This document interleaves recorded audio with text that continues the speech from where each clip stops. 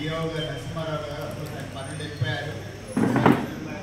తర్వాత చంద్రకాంత్ గారు KVK head, తర్వాత నా తోటి శాస్త్రవేత్తలు క్రీడా నుంచి, అలాగే సబ్జెక్ట్ మ్యాటర్ స్పెషలిస్టు, తర్వాత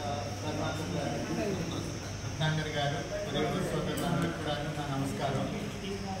ముందుగా తర్వాత ఆయిల్ సీడ్స్ రెండు కూడా మనం చాలా ఇంపోర్ట్ చేసుకుంటూ ఉంటాం. అగ్రికల్చర్లో మనం చాలా పండిస్తున్నాం, అయినా సరే మనకున్న జనాభాకి సరిపోవట్లేదు. ఇట్లాగే ఇంకా కొన్ని కూడా ఉన్నాయి. మొన్న చూస్తుంటారు డిఫెన్స్లో కూడాను గవర్నమెంట్ కూడాను మనకు సెల్ఫ్ సఫిషియన్సీ ఉండాలి, మనంతా మనమే చేసుకోవాలన్న దాంతో చాలా ప్రోత్సాహకాలు ఇస్తుంది. ఆ డెవలప్డ్ దానికోసం ఏంటంటే మనంతా మనం సెల్ఫ్ సఫిషియన్సీ చేసుకోవాలి, ఈ రకంగానూ ఒక కార్యక్రమం పెట్టుకున్నారు. సో అదే పద్ధతిలో అగ్రికల్చర్లో కూడాను వికసిత కృషి సంకల్ప అభియాన్ అనే ప్రోగ్రామ్ స్టార్ట్ చేయడం జరిగింది. ఈ ప్రోగ్రామ్ ఇది మొదటి ఇవాళ స్టార్ట్ చేసాం అంతే, కానీ ఇది ప్రతి ఏడు కూడాను సంవత్సరానికి 2 సార్లు జరుగుతుంది. ఖరీఫ్ ముందు, తర్వాత రబీ పండుగ ముందు కూడాను ఇలాగే 15 రోజుల పాటు అందరూ శాస్త్రవేత్తలు అందరూ కూడాను శాస్త్ర పరిశోధనలు రైతులకి అందేటట్టు చేయాలి అన్నది ఒకటి. అలాగే గవర్నమెంట్ తరఫు నుంచి ఏవైతే కార్యక్రమాలు చేపడుతున్నారో వ్యవసాయ అభివృద్ధికి అవన్నీ కూడా తెలియజెప్పాలి అన్నది ముఖ్య ఉద్దేశం. దీంతో పాటు మీ దగ్గర ప్రాబ్లమ్స్ ఇప్పుడు చాలా ప్రోగ్రామ్స్ ఉన్నాయి.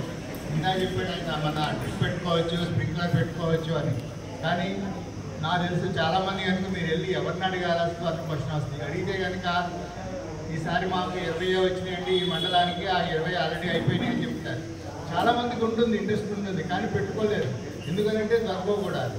ఆ ఫీడ్బ్యాక్ అనేది కావాలి. ఇప్పుడు సామాన్ మండలంలోనే ఉన్నాము, ఇక్కడ మనం చాలామంది ఇది హార్టికల్చర్ పంట వేసుకుంటున్నాం, లేకపోతే కూరగాయలు వేసుకుంటున్నాము. ఆయన చాలా చెప్పారు ఇందాక ట్రిప్ పెట్టుకోండి ఇవన్నీ కూడా. ఆ పెట్టుకునే వాళ్ళందరూ ట్రిప్ పెట్టుకున్నారంటే నాకు తెలిసి చాలామంది పెట్టుకొని ఉండరు కూడాను. భావభాస్తంగా పెడుతున్నాము మనకి ఇక్కడ, కానీ పెట్టుకోవాలి అంటే అడిషనల్గా కావాలి. ఆ ఫీడ్బ్యాక్ అనేది అది మీ దగ్గర నుంచి మాకు తెలిస్తే అది మళ్ళీ మేము ఇప్పుడు అందరితో ఆయన అన్నారు ఇందాక 20,000 మంది రైతుల్ని కలిసాము ఈ 15 రోజుల్లో. 15,000 మంది మగవారు, 5,000 మంది ఆడవారు అని చెప్పేసి మీ యొక్క అభిప్రాయాలు ఏ పథకాలు మీకు అందుతున్నాయి, ఏవైతే పథకాలు చెప్తున్నారో ఆ పథకాలు అందుతున్నాయా లేదా, అందకపోతే అందులో ఏంటి సాధక బాధకాలు, ఏది మీకు బాగా అనిపిస్తుంది, వాటి గురించి కూడా మీరు ఫీడ్బ్యాక్ ఇస్తే అదొకటి డిపార్ట్మెంట్ వాళ్ళని చెప్పి ఇంకా పద్ధతి, ఇంకా ఈ డెవలప్మెంట్ స్కీమ్స్ ఏవైతే ఉన్నాయో వాటిని ఇంకా ఎలాగ ఇంప్లిమెంట్ చేయాలనేది ఒకటి చెప్తాం. అలాగే మీరు పంటలు పండిస్తున్నారు, లేకపోతే పశువులు ఉన్నాయి, లేకపోతే హార్టికల్చర్ క్రాప్స్ ఉన్నాయి, వీటిల్లో మీకు అందరికి కూడాను ఒకటే రకమైన ఉత్పాదకత కాస్ట్ ఉండదు. అందరికి కూడాను కాస్ట్ ఆఫ్ కల్టివేషన్ ఒకళ్ళు 2,000 ఖర్చు పెట్టచ్చు, ఇంకోటి 5,000 కూడా ఖర్చు పెడతారు. అవి ఎక్కడ అవుతున్నాయి ఏంటి అవి తెలిస్తే దాంట్లో ఏంటి ఎక్కడ మనం ఖర్చు తగ్గించుకోవచ్చు అన్నది కూడా ఒక రకమైన పరిశోధన చేయాల్సి ఉంటుంది.